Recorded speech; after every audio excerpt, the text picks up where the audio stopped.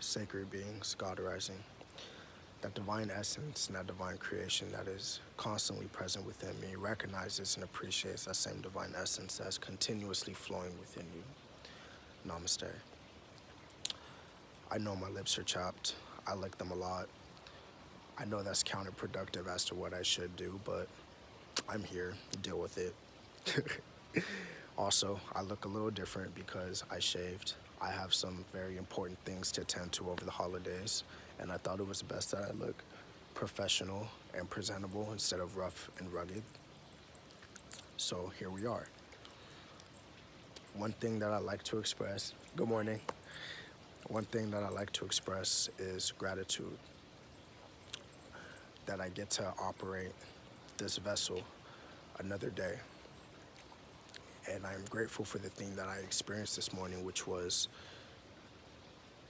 stillness, that initial grounded state, that calmness, that silence.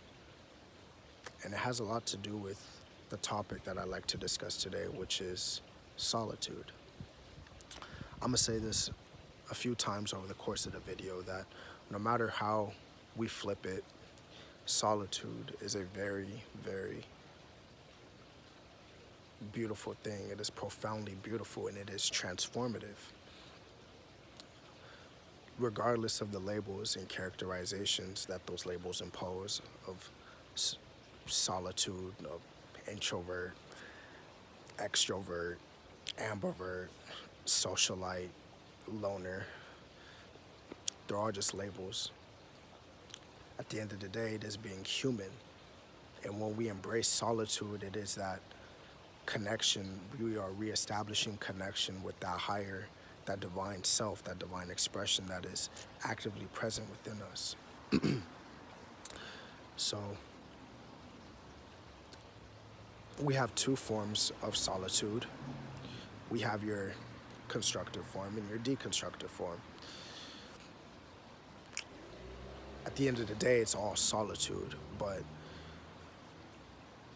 with your constructive form, it is that you are making the conscious decision to step away. It operates on a conscious level to where you are stepping away. You need to recharge your energy, focus it on yourself, reestablish connection with that divine self, and the goal is to return to that space that you detached from. That operates on a conscious level. The goal is to operate on a subconscious level to where we just naturally detach to re-establish connection with ourselves. That's constructive. The deconstructive form is the escapist route. That escapist tendency that you've been triggered, so you must get away mentally, spiritually, emotionally, physically. You must step away because something hurts you and you don't know if you will return to that space that you detached yourself from. And this one, sacred beings, operates on a subconscious level. The goal is to be more aware and mindful of these tendencies to why you are escaping, to get it to operate on a conscious level. I say it is deconstructive because when we make a habit of escaping, it is things that we do not like. And once again, this is just my perspective. A lot of my videos, all of my videos is just my perspective. This is the truth that I have come to terms with.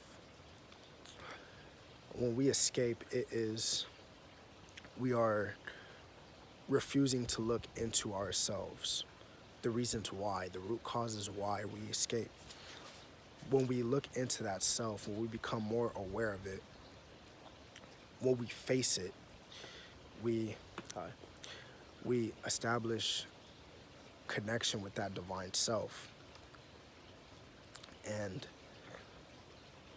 it may force us to look at different traumas, different things that we are in denial of, our insecurities.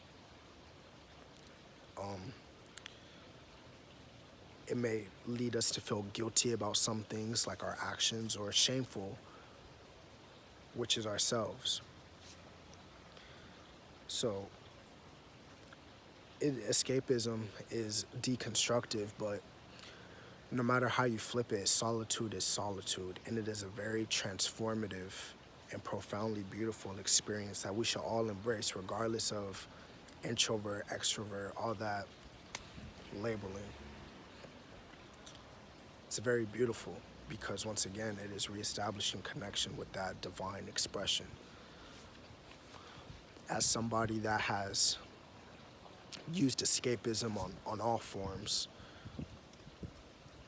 it is very hard to break the cycle. How do we operate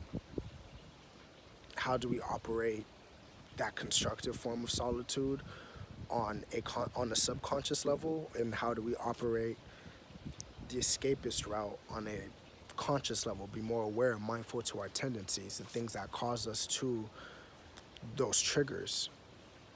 I don't know. I don't know for you.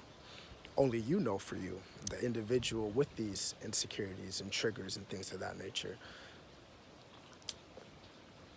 A lot of the ones I don't know for myself, but it is the journey. I wish I had a handbook for a lot of these things, almost everything, but I think that takes away the joy and the wonder in the world instead of figuring it out for ourselves. No matter how you flip it, solitude, loner, you can call it whatever you want. It's very beautiful, and it's a natural state of being. And I believe we should embrace it more, because when you depict a person in solitude, it is them in stillness, and they are calm, silent. It's nothing to look down upon, you know. Some people, they need more time to recharge than others, and some people need less time to recharge than others. Some people can go about being freely as they are, and that's okay. I can't remember if it was Alan Watts or Osho who said this, but they said that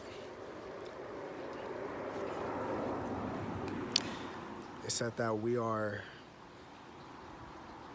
aren't superior to one another, nor are we inferior to one another.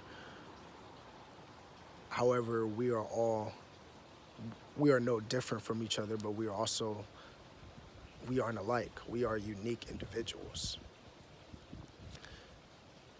Don't know if that was Osho or Alan Watts. Anyways, sacred beings. Solitude. It's a very, very, very beautiful experience that we should all embody. That stillness, that silence. Not so much silence in the external, but that noise that can cloud judgment, cloud emotion, cloud your spirit.